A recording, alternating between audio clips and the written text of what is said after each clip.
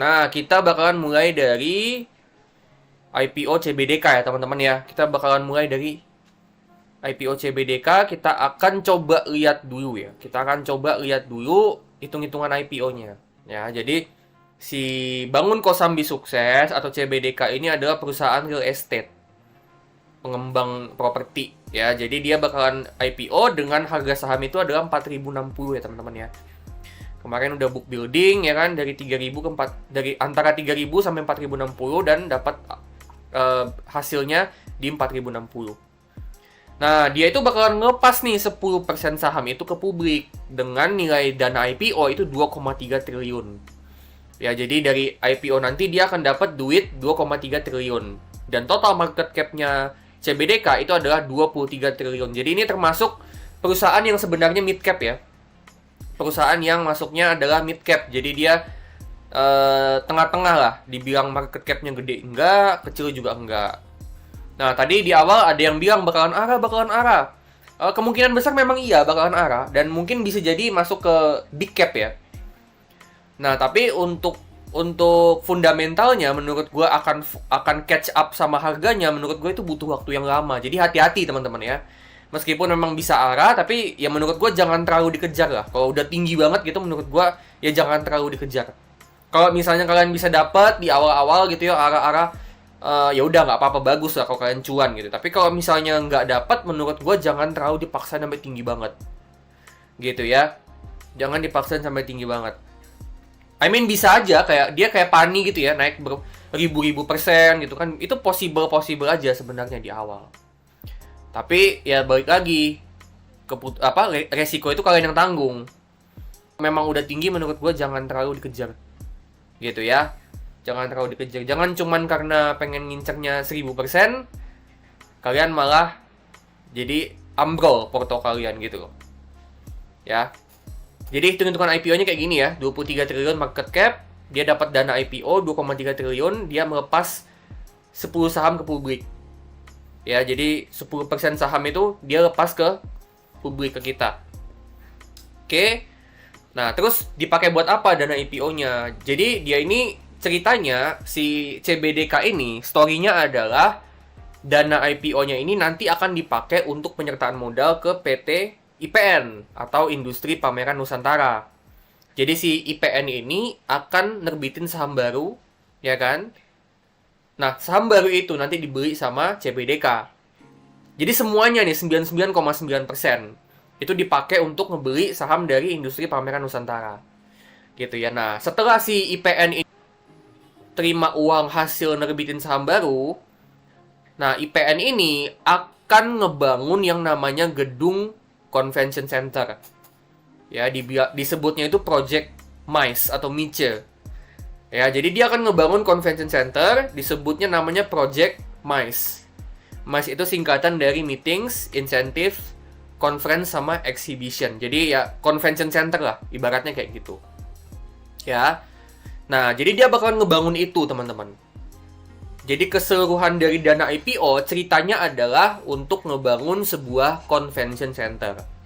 Nah, kalau misalnya nanti setelah ngebangun, udah jadi nih, ternyata masih ada sisa dana nih. Ternyata dana IPO-nya ya belum kepake semuanya, tapi masih ada sisa. Nah, itu dipakai buat promosi. Ya, buat marketing, buat lain sebagainya gitu ya. Mungkin bukan cuma promosi dari segi si convention centernya doang, tapi juga properti-properti yang dijual sama CBDK sama Pani. Terus juga mungkin buat karyawan, buat operasional gitu ya. Jadi buat modal kerja perusahaan ya. Jadi kalau misalnya masih ada sisa, itu akan dipakai untuk promosi sama operasional. Gitu. Nah, kita udah tahu nih kan ya, dana IPO-nya ini dipakai buat apa. Jadi dia mau ngebangun convention center. Nah, setelah convention center ini dibangun, ya, terus efeknya apa dong buat Pani? Buat CBDK sama buat Pani juga, betul. Buat Pani juga. Apa efeknya buat CBDK sama buat Pani? Nah, kita bakalan bahas di sini prospeknya CBDK tuh gimana nanti setelah si MICE ini dibangun. Nah, jadi ceritanya untuk CBDK ini adalah story-nya itu adalah recurring income, teman-teman ya. Jadi dia bakalan ngebangun convention center, yang mana convention center ini kan ya bisa ini kan, kita bisa sewain ke orang yang mau punya acara gitu kan. Nanti dia bakalan sewa si convention centernya, dan dari situ CBDK dapat pendapatan sewa, ya kan. Nah itu bisnis dari convention center kan kurang lebih kayak gitu ya. Jadi dia bakalan dapat recurring income atau pendapatan berulang. Nah enaknya pendapatan berulang ini tuh bisa ngebantu stabilitas dan kecepatan pertumbuhan perusahaan. Kenapa kayak gitu?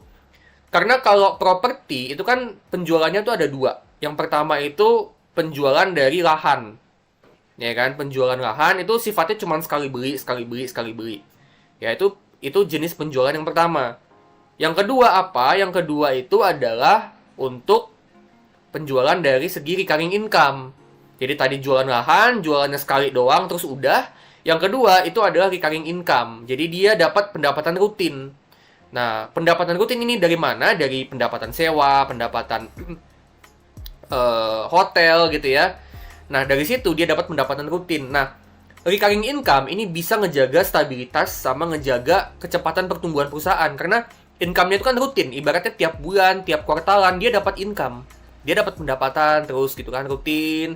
Dapat. Nah, dengan kayak gitu, perusahaan itu kan bisa lebih cepat dan lebih gampang ngembangin land bank-nya. Dia mau beli lagi ekspansi gitu tanahnya ya. Itu kan dia bisa lagi gitu. Dia bisa ngembangin lagi lahannya dengan lebih cepat. Nggak perlu nunggu penjualan lahan. Ya kan, nggak perlu nunggu penjualan lahan. Dia udah bisa langsung ngembangin land bank-nya kalau misalnya dia mau. Kalau misalnya dia butuh. Ya kan, jadi dia bisa ngembangin bisnisnya itu dengan lebih cepat. Dan selain itu juga dengan cash flow-nya masuk terus gitu. Recurring income kan artinya cash flow-nya masuk terus. Ya ada cash flow rutin ke dalam kantong perusahaan gitu ya. Artinya itu juga bisa ngejaga stabilitas perusahaan. Karena itu artinya ya pendapatannya itu jadi lebih stabil. Bayangin kalau misalnya penjualan lahan kan kadang-kadang bisa laku, kadang-kadang enggak juga gitu kan. Nah itu kan bisa ngebuat bisnis properti yang ngandelin penjualan lahan itu jadinya lebih nggak stabil. Nah, dengan adanya pendapatan rutin yang diulang-ulang terus, rutin terus tiap bulan, tiap kuartal, tiap tahun, itu ngebuat tren pertumbuhan itu jadi lebih stabil dari si perusahaan properti ini. Ya, itu recurring income, teman-teman. Jadi CBDK ini adalah the whole story of CBDK itu bicara soal recurring income. Dimana dengan dia bangun convention center, ya akan ada orang yang ngadain acara, orang yang mau bikin suatu conference besar, dia bisa sewa gedung convention center itu, dan CBDK bisa dapat pendapatan berulang atau recurring income.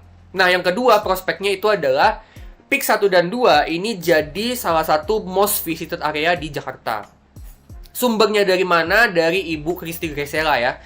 Jadi kemarin gue ada nonton beliau itu ngomong di salah satu podcast, dia bilang bahwa PIK 1 sama 2 ini jadi salah satu most visited area. Selain Monasnya itu, ya selain Monas ya PIK 1 sama PIK 2 ini, most visited area. Ya dengan kayak gitu kan artinya apa?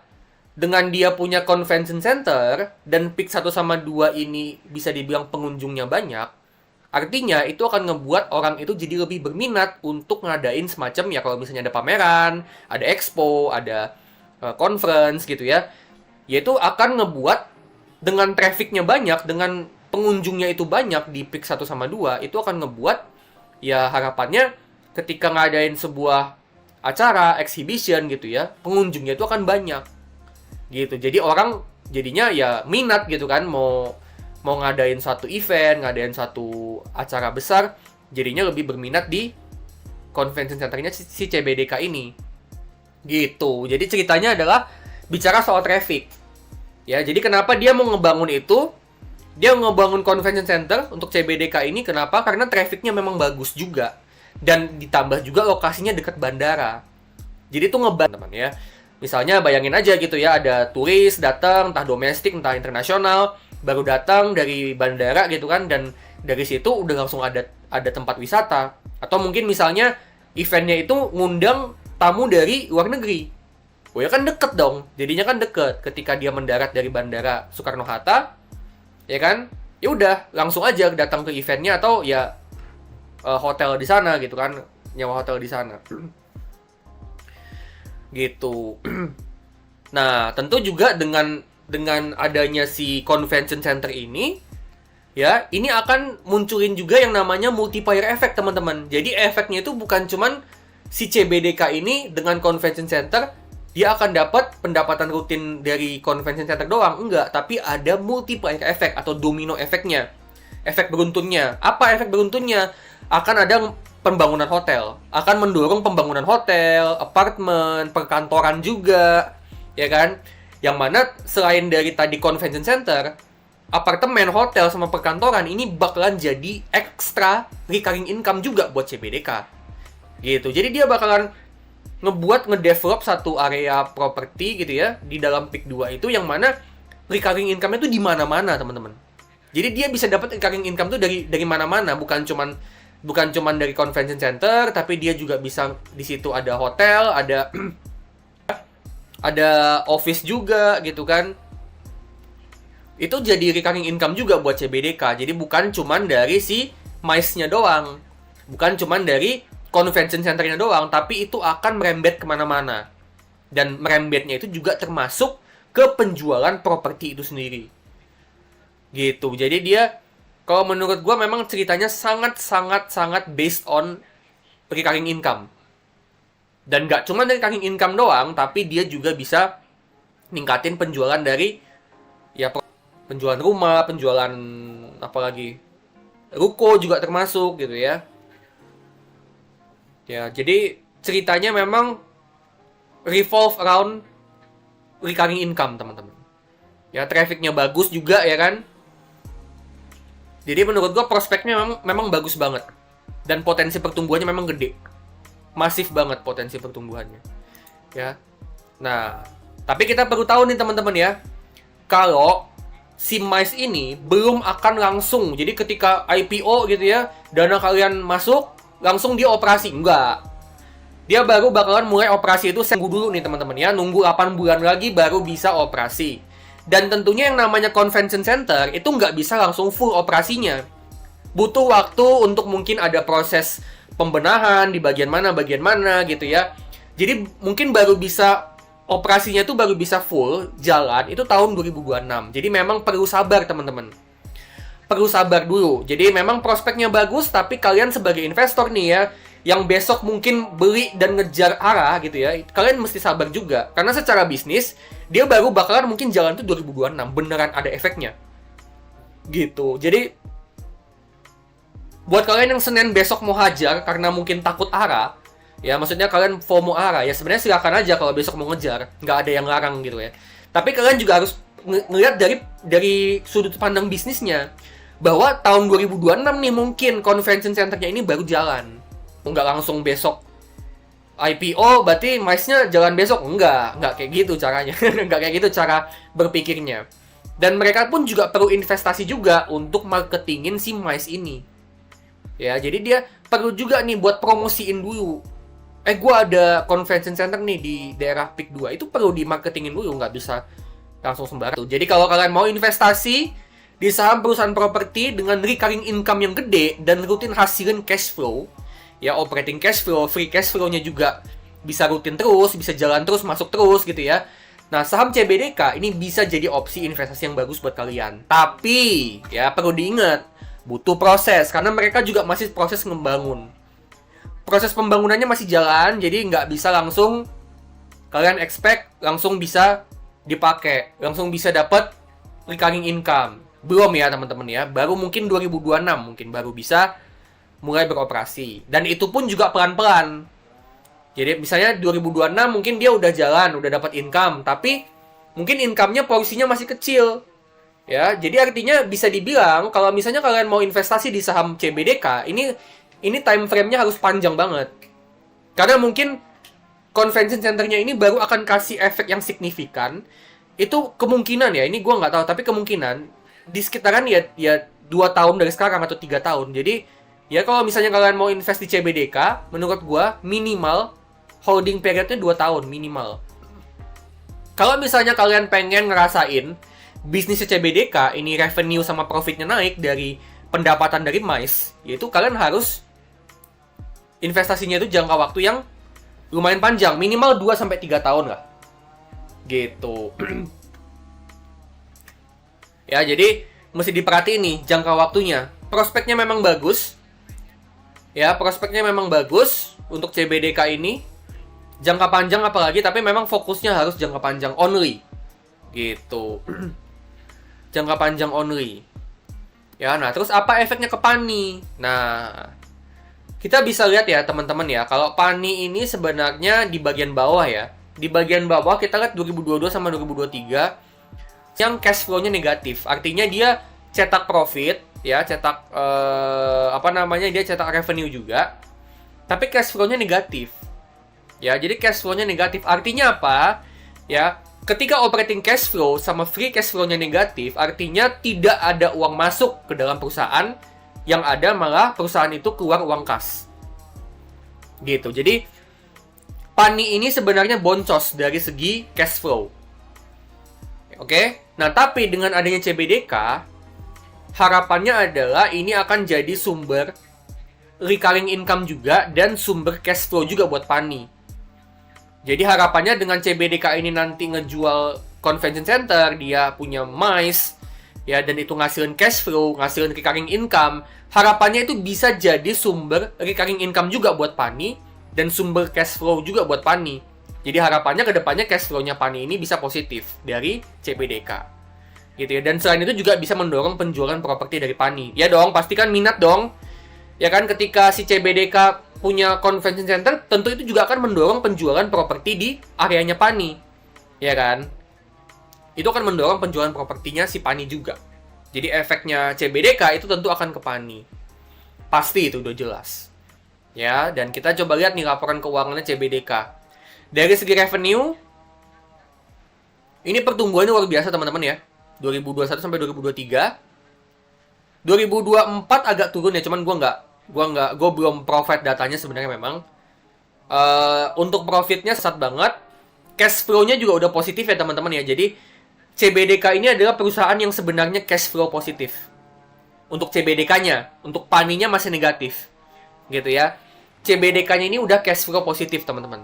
Ya, kita bisa lihat di sini ya, dari tahun 2022 ke tahun 2023 itu dia udah memang udah positif. Dan harapannya ya CBDK ini nanti ke depannya bisa jadi sahamnya Agung Sedayu, sahamnya Agung Sedayu yang bisa bagi satu saham Agung Sedayu yang publik dan bisa juga bagi dividen. Kayak gitu. Ya, terus kita juga lihat di sini untuk balance sheet ya. Balance sheet-nya gue salah data kayaknya ya ini ya, sorry. Balance sheet-nya itu dia asetnya lupakan teman-teman ya. Asetnya lupakan tuh gue salah. Liability sama equity-nya kita bisa lihat di bawah, di bagian bawah. Itu equity-nya 8T, liabilities-nya 10T. Ini sebenarnya agak kurang bagus ya. Jadi masih belum cukup untuk menutup liability, tapi dari segi current asset, kita lihat di atas, current assetnya 9,1T, liabilitasnya 8T. Jadi current assetnya udah bisa nutup current liabilities. Jadi ini udah cukup bagus. Gitu ya. Jadi menurut gua overall si CBDK, menurut gua CBDK ini perusahaan yang prospeknya bagus. Dia mau ngebangun convention center, itu bagus prospeknya. Potensi cash flow-nya gede, potensi recurring income-nya juga gede, dan itu bisa kemana-mana. Ya, pendapatan recurring income-nya bisa kemana-mana efeknya. Tapi memang butuh waktu karena dia baru jadi itu September 2025 dan baru bisa jalan itu full itu tahun 2026 teman-teman. Jadi harus nunggu dulu sebenarnya, nunggu setahun 2 tahun baru bisa MICE ini bisa ngasilin revenue sama profit yang signifikan buat CBDK. Kayak gitu. Jadi kalau dibilang ARA, ya pasti ARA sih teman-teman ya. Kalau menurut gue udah pasti sih. Udah pasti. Jadi gak usah ditanya lagi ARA apa enggak bang, ARA udah pasti, gue yakin. Gitu ya. Cuman ya kalian manage masing-masing aja sih gitu kalau menurut gue ya. Oke teman-teman, udah itu aja sih menurut gue ya.